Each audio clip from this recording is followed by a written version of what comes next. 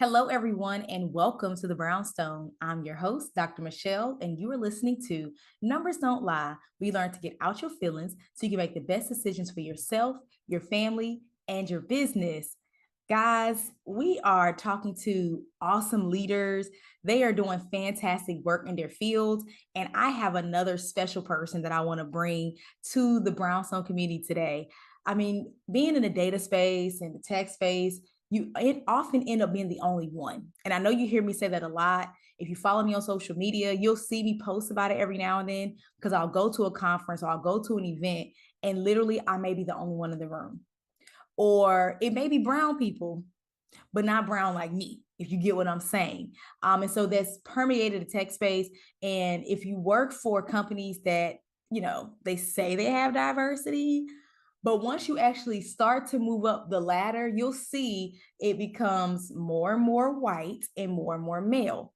And I'm pretty sure it's not like just like that in the tech space. It's probably like that over multiple industries. But being that I'm in the tech and data space, I see it happen a lot. Where as a whole, if you look at the general population, maybe it looks like the population of the United States.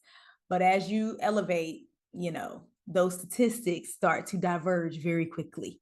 So I have a special guest today that's going to talk about her journey in the tech world and actually just being able to elevate in those spaces and how she's teaching other women to elevate in those spaces as well. We want to be in the C-suite too. You know what I'm saying? You might want to be a CEO, a vice president or something. So if that's you, you want to tune on in, turn this up, and even share this with your friends that are also in that space. So welcome to the Brownstone community, Martha Davidson. Hey, Martha. Hello. How are you? Wonderful. How are you? Fantastic. So, guys, this is Martha, and today's episode is entitled Breaking the Glass Ceiling Secrets from a Tech Trailblazer. So, we have a tech trailblazer in our presence. So, Martha, tell us more about yourself. Certainly. So I am Martha Davidson, the founder of Empowering Minds Now. And I have been in the tech space for over 30 years. When I started in the tech space, there were not any real computer colleges or any computer courses. You had to go through the engineering. That's how you got into computer science, was through engineering. So I actually graduated from Howard University with a sociology degree. What? Hold on. Let's pause. Because you definitely have to work in how you got from sociology to tech. So just keep going because I'm pretty sure everybody else was thinking the same thing. Yeah, so what happened really quite quickly is my mom thought I was partying too much at Howard, so she stopped taking care of me. And she said if I wanted some money, I better go out and figure out a way to get it. So Oh I my did God. an internship. I did an internship at I was at Howard, so downtown Washington, D.C. I worked for an insurance company. And he literally took care of me through my rest of my 3 years at Howard. Wow. And he also felt that why not hire her after graduation? So I was one of the few people that actually had a job after graduation when I graduated. And so as a result of that, he said, "Oh, you graduate from college, you can be a head of a department." I'm like, I just graduated from college. Wow. So my first managerial role was supervising tea punchers who were not happy that this kid was supervising them. And then he really wanted to help the underserved. So instead of hiring an organization to come in and build his overall rebranding his technology environment, he took people within the company. So Nice. that's how I got into IT. I was a database analyst. He felt that was a good fit for me. So they brought in specialists and they taught us how to do all the things you needed to do for a database. So I stayed there probably about 7 years. I wanted to make sure I was loyal as long as I could. And then I decided that it was time for me to move on.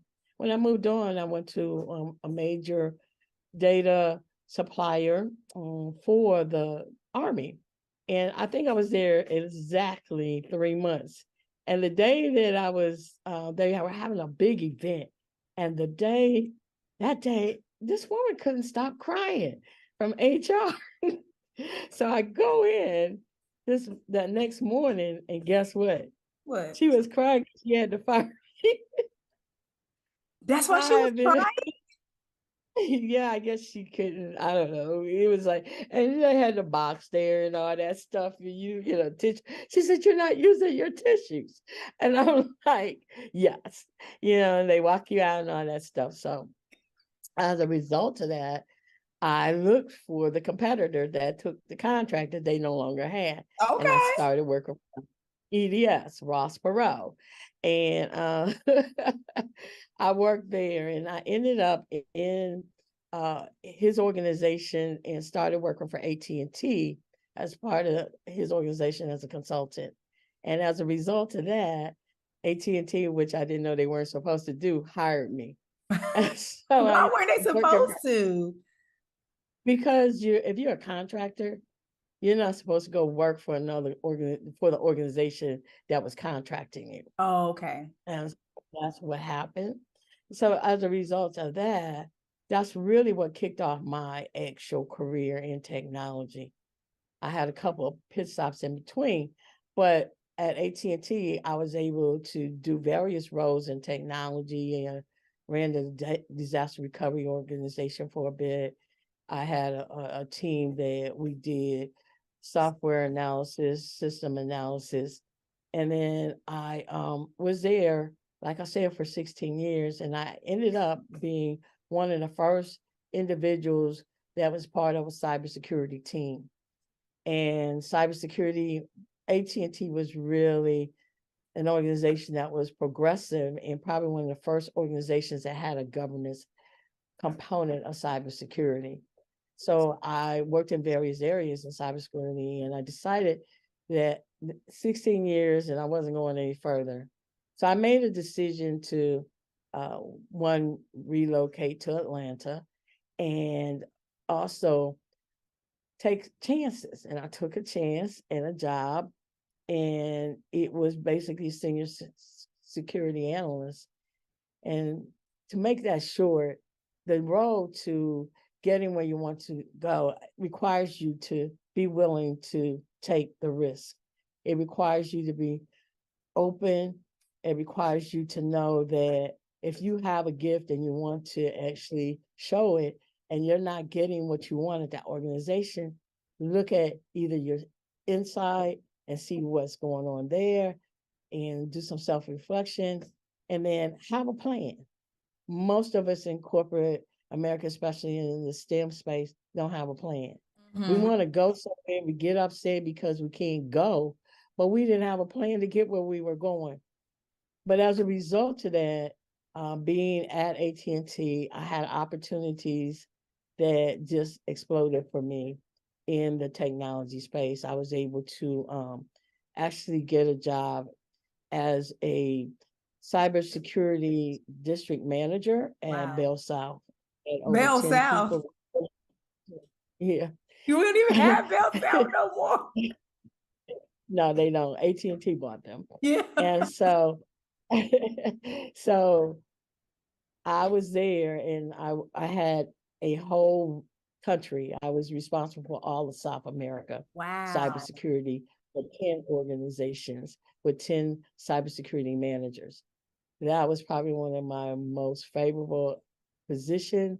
The guys were great and we had really good rapport and we collaborated and came up with some real good governance processes that really you'll see some of those templates if you deal with Price Waterhouse and Cooper. You'll see a lot of that in their space because they took it as part of our deliverables. They asked could they use that as their blueprint.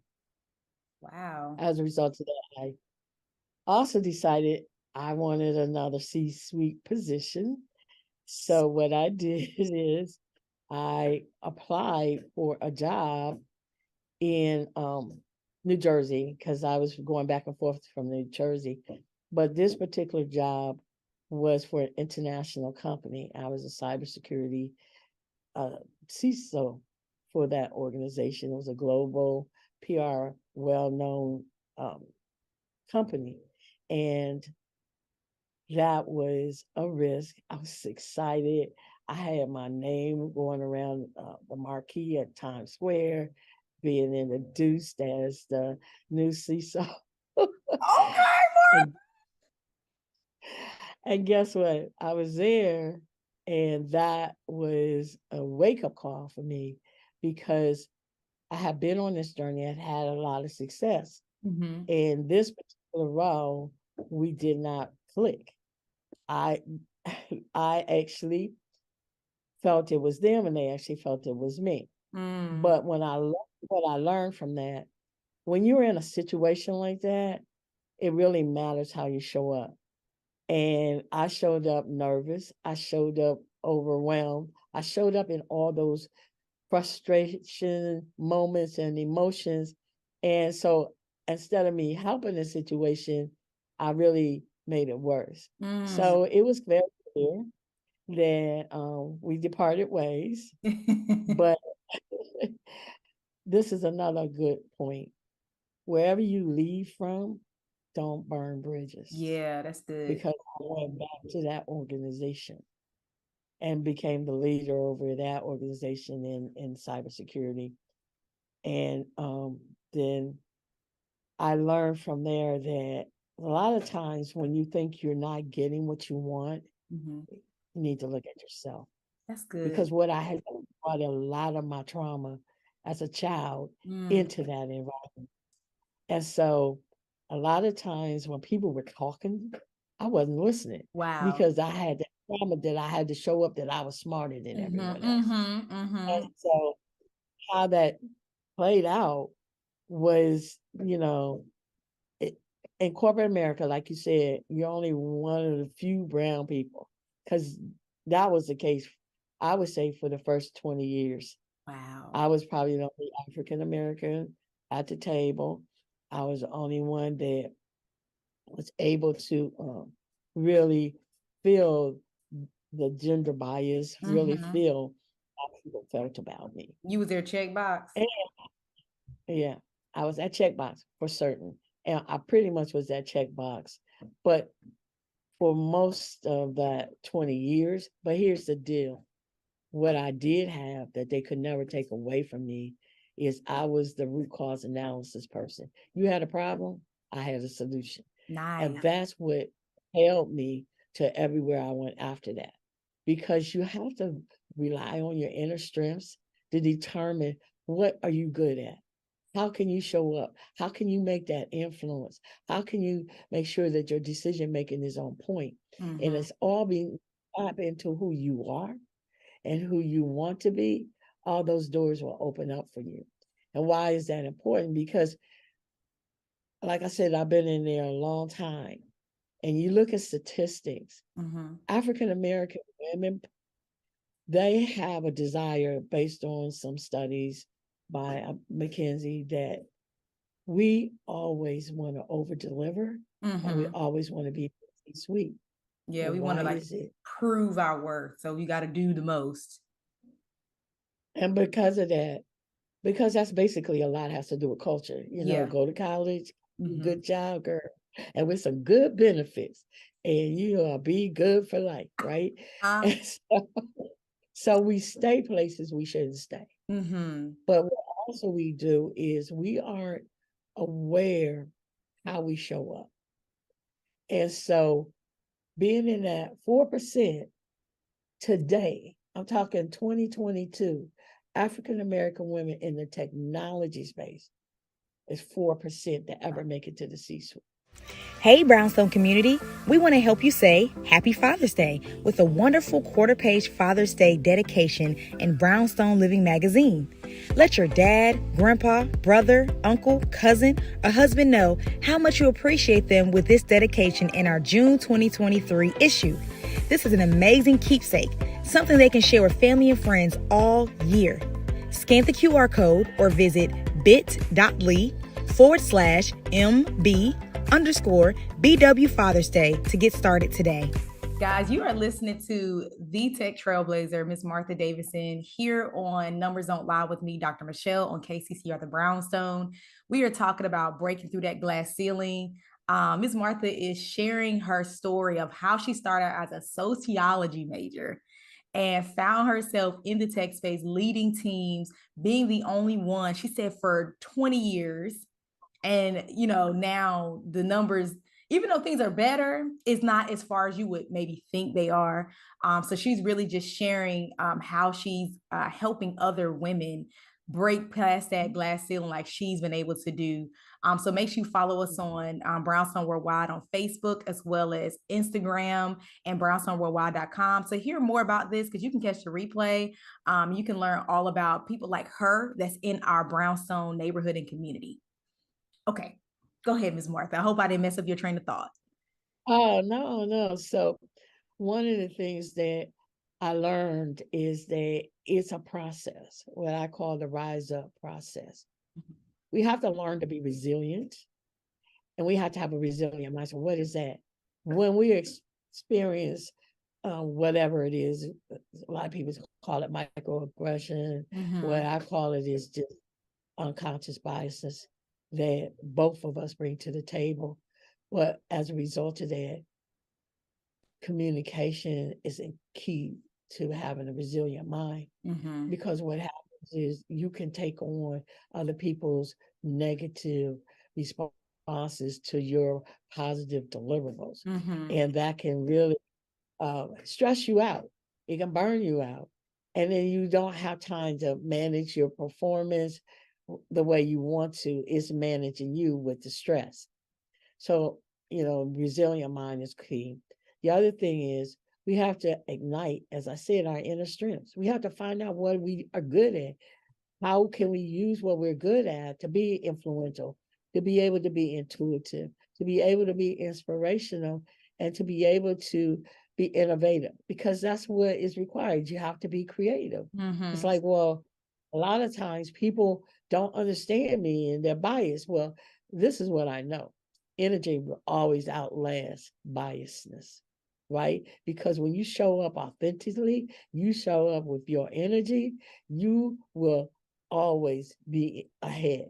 You may not get the desired results from the manager pushing you, promoting you. You may not be able to get the mentorship, but when you have a purpose, you have a mission and a vision that you visit every day, and you come with your innate strengths, you will always find room to expand and to grow and to get what you want. So just keep that in mind. So we talked about resilience, we talked about your inner strengths, and then we have to talk about how do we show up.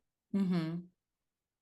And that's really a big issue for all of us, because we bring in our past, whether it was good or bad, but it still impacts how we show up. So we want to be careful. We want to do some self-awareness. We want to do some emotional intelligence. We want to be able to do some reflection. And when you find yourself in that kind of position, always figure out, how do I reappraise my situation to make it the best for me, so that I can shine whatever I'm given? And sometimes it's not easy. It was not easy. And it's never going to be easy, but you can't lose your self-worth, and you can't lose your self-motivation. That's good. And so the next thing is, how do we engage? We don't get the opportunity to go to those fancy schools of leadership. We don't get the opportunity to do any of the in-house training to show up better. Or you go to a class, they act like it's a big deal for them to pay for you to go a $500 class.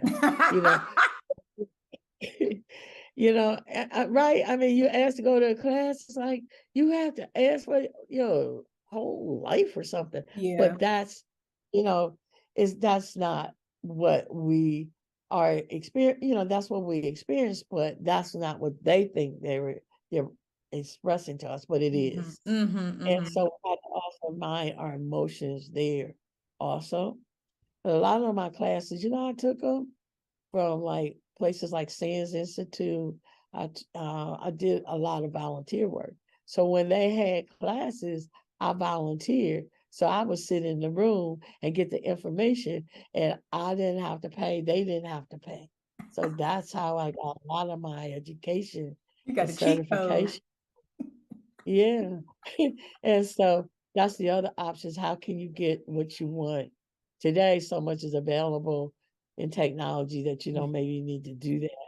But just make sure what they call a growth mindset, you're Mm-hmm. always That's good. always showing up.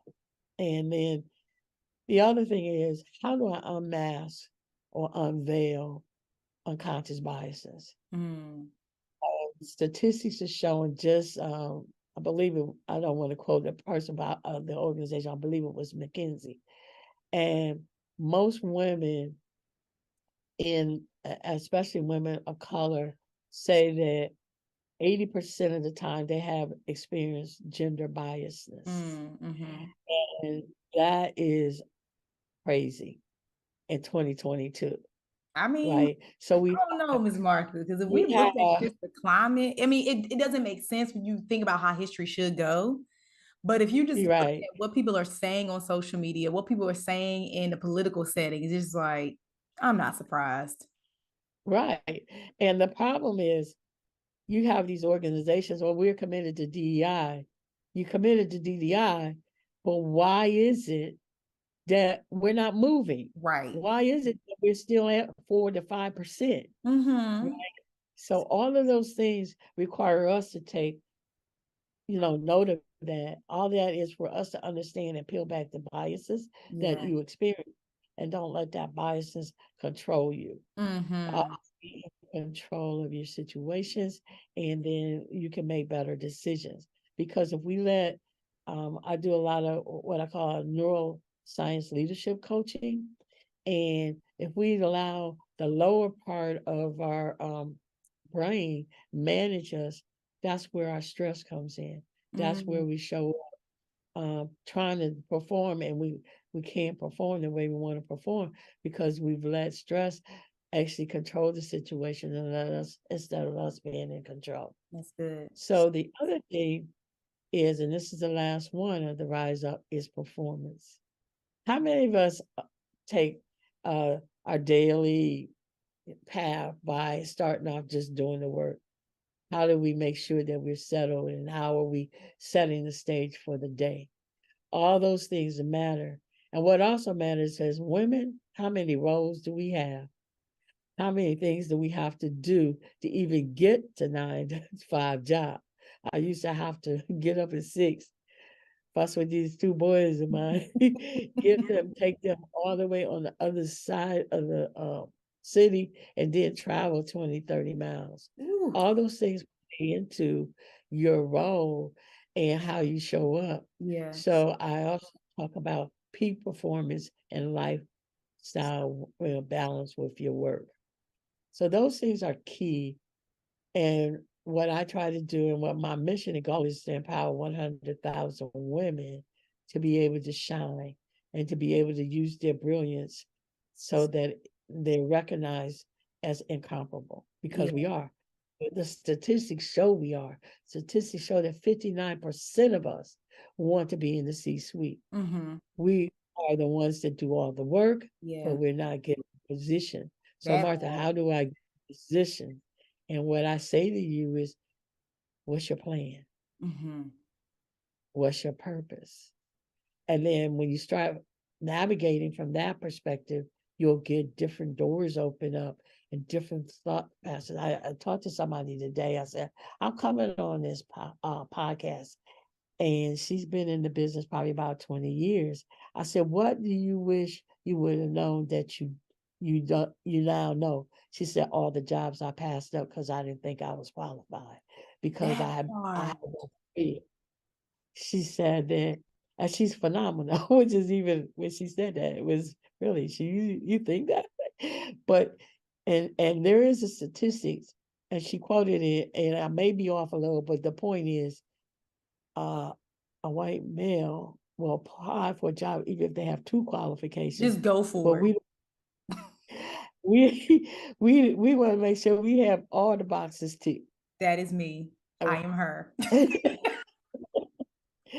And so we miss opportunity Yeah. waiting for the box to get to. Mm-hmm. And the other thing with us is we allow ourselves to say, oh, I failed. So I failed. I did. I failed at that job that was ridiculous money 20 years ago. And I had to pick myself back up. But as a result of that, I still was able to get more opportunities. I've traveled the world. I've trained in 4 continents, different people, how to do various technology components or whatever my job role was. So that didn't come just because I was thinking about what is the impact. It came with me taking the initiative, and if I got knocked down, I got knocked down, I get back up. Mm-hmm. And so we have to take as women the opportunity to make the best of who we are. We have to take the opportunity to understand that we have more roles than any man will ever have. But we know from statistics, women who are running corporations, who are at the top of the helm of a corporation, their corporation performs much higher than an all-male corporation. So Something that just that came tells out, an article just came out recently, and it was looking at the companies on the S&P 500, and it was like while everybody else was maybe doing average, like the company that were performing best, I think it might have been like the top 2 companies were run by women. right. So we just have to make sure that, one, if we're in tech, why are we in tech? Mm-hmm. 2, what value are you providing to yourself and to the company? Because you have to live your life. In fact, as a COVID, I think the statistic is 20 to 30% of people of color, women of color, left and became entrepreneurs. So a lot of times for entrepreneurship is what my mom going to think of me if I do this. You got all these what ifs that stop you from doing it. And even if you go outside of the corporation, know your worth and know the value that you've gained wherever you traveled in your journey in corporate America. To tell us how they can contact you. Yeah, my website is Mpowering Minds, MINDS, and M is for Martha, empoweringmindsnow.com. I love it. Or you can reach me at Coach Martha Davidson at gmail.com or info@empoweringminds.com. Thank you so much, Martha, for joining us. You have been listening to Numbers Don't Lie with me, Dr. Michelle, on KCTR The Brownstone. You can follow me on social media at Mogul Beginnings, MOGUL, or on Facebook as well with Mogul Beginnings, MOGUL, Mogul, like Mogul Get Some Money, Mogul Beginnings, spelled the regular way. You can also find me on brownstoneworldwide.com. Make sure you subscribe to Brownstone Living Magazine. I have some articles in there. So you'd be surprised the great things that you'll find. You'll meet great people that's in your community, in your neighborhood, that are doing fantastic things that maybe you didn't know about. So take a look over at brownstoneworldwide.com, get connected, shop around. There's a whole marketplace, a Brownstone marketplace. I am not kidding, y'all. It's just this whole world, all things Brownstone, that's really meant to cater to our community so our voice can be heard. And what we like to say, welcome home. So welcome home, Miss Martha, and welcome home to all the listeners. And we want to thank you again for tuning in. And until next time, guys, have a fantastic rest of your day. Mogul Beginnings Data Consulting helps nonprofits and small businesses strategize, optimize, and scale by unleashing the power of their data. So if you're ready for your data to be unleashed to help your business tell beautiful stories, connect today by logging on to mogulbeginnings.com. That's mogulbeginnings.com.